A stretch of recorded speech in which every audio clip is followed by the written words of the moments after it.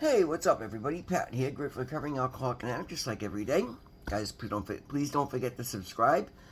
Leave the video a like, drop me a comment, and by all means share it with anybody you think might get something out of it. Other than that, how we all doing today, guys? Nasty day, cold, rainy, gross. I get up this morning. One of my customers called me and did a bunch of paperwork done, so I took care of that. I had one service call that I did, and I was debating on what I was going to do because the work I had scheduled was required going and getting a bunch of drywall, and in the absolute pouring rain, that didn't make any sense because it's just going to get ruined, nasty, and it's not going to be good. So the kid that wanted to work for me called me a little while later, and I'm like, you know what? I'm not going to do it. And I realized the amount of stuff, like administrative stuff, that I was behind on because I've been busy, and I'm like, no, today's a perfect day to get caught up in some of this stuff. So I let him know we weren't going to physically work today, and I ran around for the next 3 or 4 hours and just got all my stuff taken care of, and I think I was back here by about 1 o'clock, and I was thrilled. It made for a great day. I was cold, raw, rainy. I wasn't feeling 100% because I think my allergies get triggered by the rain. And I was glad I got everything done, and I took a nice nap because I was tired. So I got a nice nap in, and just a good day, like another good day. Further processing the stuff from yesterday. I'm so glad I did the video I did yesterday, and feeling really back on track. I don't know the outcome of a situation, but again, following my program. I put my faith in my higher power. God hasn't brought me to the desire to do this work for 16 months just to have a door slammed. It is another lesson for me to remind myself that rewards come from hard work. Not everything just gets handed to you, or not that I haven't worked for it, but when challenges arise, that is where we build character. We figure out who we are, what we're made of, and I'm gonna see this thing through. And the only disappointment came from me putting my timeline. So basically, I was trying to make it fit into my desired time frame, and that led me to disappointment. So again, turn it over to God and understand that things happen as He wants them to, and there's a lesson in everything, and then that's beautiful, guys. Further than that, the reading today is we're going to go with the Just for Today NA meditation, which is loneliness versus being alone. A very important topic because I live alone. I very much kind of enjoy that, actually. I love my alone time because I don't feel lonely today, and I realized doing this reading, like the first paragraph, made me understand just how. And I was around a lot of people in addiction, but I was so incredibly, desperately lonely. My wife didn't know who I was, didn't know the life that I was leading. Nobody knew who I was, and that's lonely. Further than that, shutting myself off from the beauty of the spirit is devastatingly lonely. I may be alone today, but I am not lonely, and there's a massive, absolutely beautiful difference between those two sentences. So let's do the reading. We'll talk more about it, guys. Loneliness versus being alone. Sharing with others keeps us from feeling isolated and alone. There is a very big difference between being alone and being lonely. Being lonely is a state of the heart, an emptiness that makes us sad and sometimes hopeless. Loneliness is not always alleviated when we enter relationships or surround ourselves with others. Some of us are lonely even in a room full of people, and that was definitely me in addiction. I felt so isolated and alone, and anyway. Many of us came into recovery out of the desperate loneliness of our addiction. After coming to meetings, we begin to make new friends, and often our feelings of loneliness ease. But many of us must contend with loneliness throughout our recovery, and I see that a lot. Well, then what is the cure for loneliness? We have found the best cure is to begin a relationship with a higher power that can help fill the emptiness of our heart.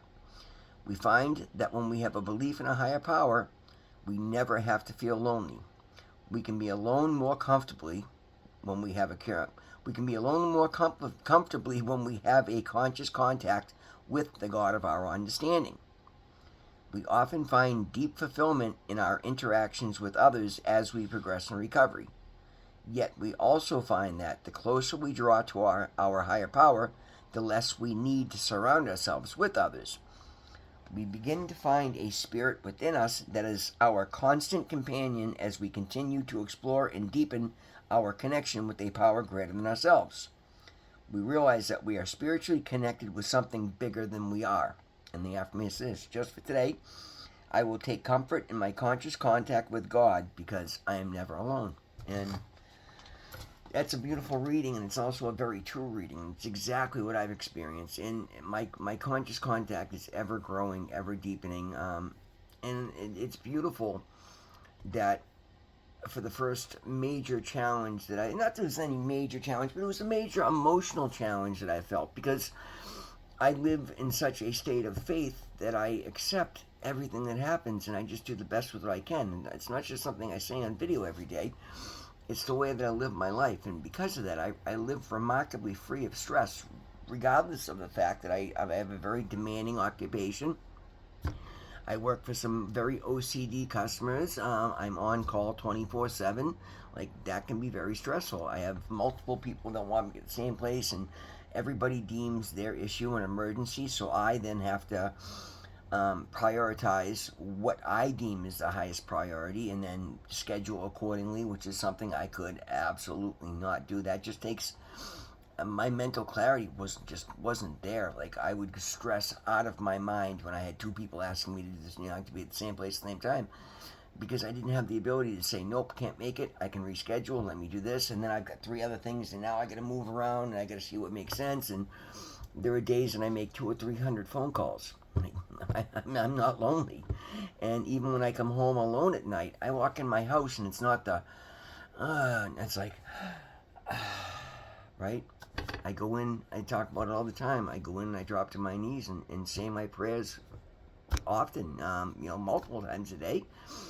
Just checking in with God and thanking Him for everything I have. Or in a situation like yesterday where my head was about to pop, when I hung up that phone with that hearing officer, the very first thing I did was take a deep breath and said a prayer and said, God, I trust you. I have faith. There's a reason for this. I will figure this out.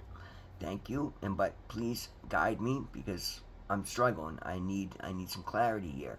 Boom. Like, I didn't feel alone in that. Then further, again, the God shot and the timing of it, there's the fact that I was literally walking into my home group meeting and I get to share it with all my closest companions, and then boom, minutes later my sponsor walks in and I get to talk about it with him, and then I get to go to lunch with four of my closest friends and have hours of laughs on top of it, and walk out of there and I just got blessed with financial stuff that I'd earned but I hadn't been paid yet, and it was just boom, the answer to my despair was immediately there, and that keeps me from feeling lonely at any time. I know I'm but a prayer and a meditation away from a conversation with my higher power, who's the most important relationship in my life next to the relationship I have with myself. I spend time journaling, and again, I'm just coming up, I'm not quite 18 months in, we're getting real close to 18 months, so, and I'm excited about that. And but again, it's one day at a time. But still, I enjoy the milestones. I'll be getting a new key tag at NA, and I'm excited for that. Anyway, before I completely digress here, my getting to know myself has been like building an intimate relationship. So, and that's something I'm glad I realized, because again, just like every other time I attempted recovery, as soon as I get out of a halfway house, or usually before I get out of a halfway house, I'd start to get that itch. Oh, I'm going to the gym. I feel good. I'm getting healthy. I can stand to look at myself. Let me go out and get into a date, because I'd missed out on all this time in addiction. And I'd go out and I'd rush into a relationship, and I'd be in over my head, and I'd be hiding who I really am, because I hadn't taken the time to learn who I was to share that. And inevitably, the relationship would fail for a bunch of obvious reasons, like I just stated, and then I'd be immediately back into addiction, because I couldn't handle the emotional turmoil of it, or I got in over my head and I married somebody that I didn't want to marry, but I felt I didn't know how to say no, and I was a people pleaser, and I didn't have the sense of self-worth to have the uncomfortable conversation. So instead, I committed myself to a marriage. if that's not just the craziness of addiction, or the character defects that come along with it, I don't know what is. And I can say that today. And I'm pretty, I would never say that to her, because I don't want to break anybody's heart. I don't want to hurt anybody's feelings. And I did end up finding a lot of love for her.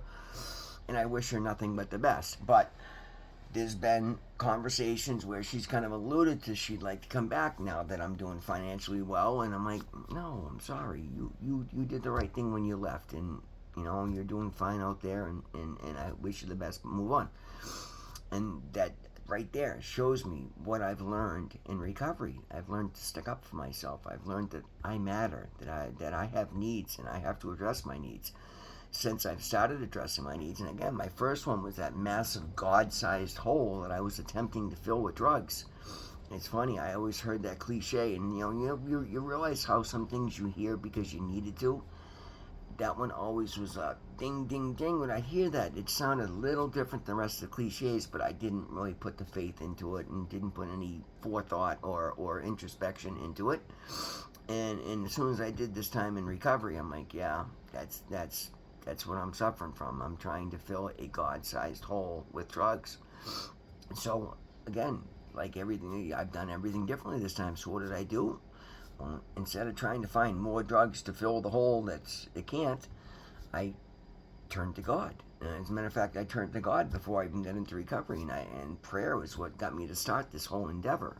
It was prayer that got me to pay attention, and it was very uncomfortable. So I'm going to make a side point here. Sometimes when we start to pray and we do these massive, drastic changes in our lives, please understand that it's going to come with a moment of discomfort. And I use that term sparingly.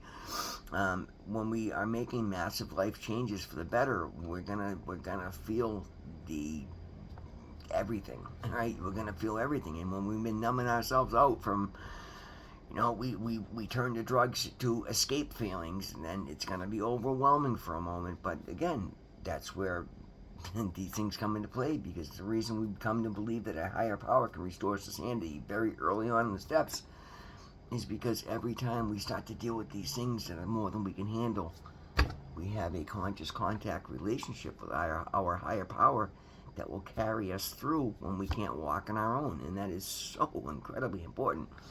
And when we try to do these things out of sync, we end up back in square one with everything on our shoulders. And that's certainly what I experienced. And as strong as I am, and I'm stronger than most, and I'm not saying that to be cocky, but it's my nature. I work hard. I'm active. I'm go. So I've built up a lot of strength in every area over the years. I am nothing. I'm not a toothpick in a tornado when it comes to trying to carry the weight of the world or overcome addiction or any of these. I'm not a psychiatrist, and I needed psychiatric help, so I went to a therapist. I need a group around me, so I went to meetings. I need God in my life, so I pray. I needed answers, so I meditate. I need guidance, so I got a sponsor. None of these things are the answers to. None of these are me. These are things outside of myself that I need to have a full and rewarding recovery. So that's where acceptance comes in. I had to accept, and that's the thing, guys. This was a big change for me. This is why my life is so drastically different, because I accepted I needed a major change. I grew up in that old theology that you don't share your weaknesses, you don't tell about your innermost thoughts, you don't show emotion, you don't show weakness, you got to be the protector, and you can't all that BS that again caused me to carry the weight of the world on my shoulders and drove me into the ground, requiring me to turn to drugs or vice versa, or A, B, or C, or it doesn't matter. The end result was the same. So I understood, and it started, I saw the relief in it from day one, because it was God in my life. So the fact that I was turning everything over to God, communicating with God, my higher power, praying, meditating, I didn't have to think about the changes that I needed, because I wasn't even aware of half of them. But I'd go into, I got out of the rehab. Even when I get to the rehab, I was honest. Instead of war stories and victim mentality, I just said the truth for once in my life. And I'll tell you what, as I was saying these things, like my own ears were going, what? That's not what we told the last 30,000 people. But then I felt better afterwards, and I'm like, oh, I connected a dot that I had missed otherwise because I was manipulating and lying my own mind with the stories I would tell.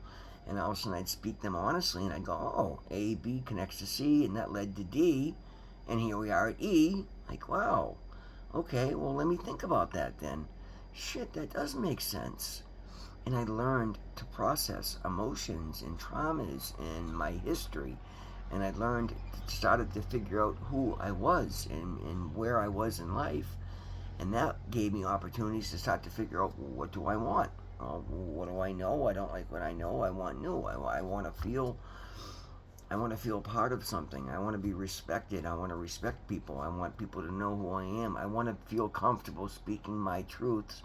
So I started doing these things, and then lo and behold, well, I mean, not overnight, but in the scheme of things, I'm not even a year and a half into my recovery, and life is blessed. Not easy. I deal with a lot. I have a lot of people pulling at me, particularly lately because this is the busy season. People also know I'm about to start a 3-family new construction project that's going to be incredibly demanding, so people are trying to get me to everything they wanted me to do throughout the summer. I'm now getting slammed. Everybody wants me to get it done before, they're afraid I'm going to be unavailable. And then there's more emergencies that come up and more stuff that comes up every day. So I'm riding it out, and I'm considering this is going to be, I talked about it a year ago. I'm like, I'm not ready to expand and hire an employee. Well, now with this 3-family new construction project, I have to hire a licensed master plumber. So we're going to see how that goes. And he understands it's not guaranteed to go on. He can go back to the job he's working when he's done with this, but he can work. It's beautiful. God put him in my life because it's exactly what I need to expand. But it will give me experience in managing other people and learning, do I have enough work to sustain taking somebody on? Because eventually, if I want to move into the next bracket of things, well, that's going to require more than just what I can produce. And again, that's way off topic here. But I'm able to figure these things out because I'm no longer in a space of despair. That's the thing, guys. Loneliness of the heart leads to despair. Despair leads to chaos and self-soothing and just wasting all the energy we have that we could be doing. And that's the thing, guys. I'm able to expand into other areas of my life today because I'm not wasting all my energy fooling myself and then soothing myself and then trying to coddle myself. No, I accept what is, and then I do the best I can with what's in my hand today, and I see where it leads me to for tomorrow. And I do so in faith and hope and joy because that's what I've experienced since I started doing these good things. That is why the love of a higher power relieving our loneliness is so important, guys. We cannot, any of these things, loneliness, angriness, angriness, I don't know if that's even a word. Anyway, they lead to despair. And when we're in despair, we're not open. We're not shining. We are not attracting more things into our lives.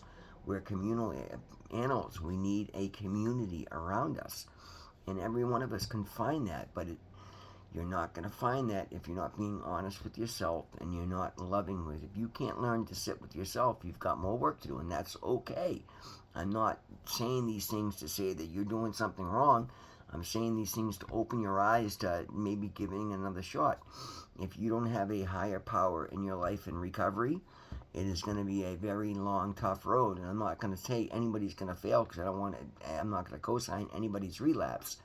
But I will say, please strongly reconsider because it's going to be a lot easier, a lot more fruitful, and a lot more beautiful with a higher power in your life. We can't go it alone.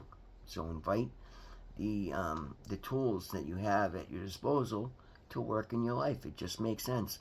I'm not going to go build a house with my bare hands. I'm going to use, every power tool known to man. I got a truck full of them. Same with my recovery. I need to use the tools at my disposal to build my life in recovery, and it's so well worth it. Guys, that's a video for today. Thank you so much for being here with me. Always remember, God loves you. I love you. We'll see you in the next one.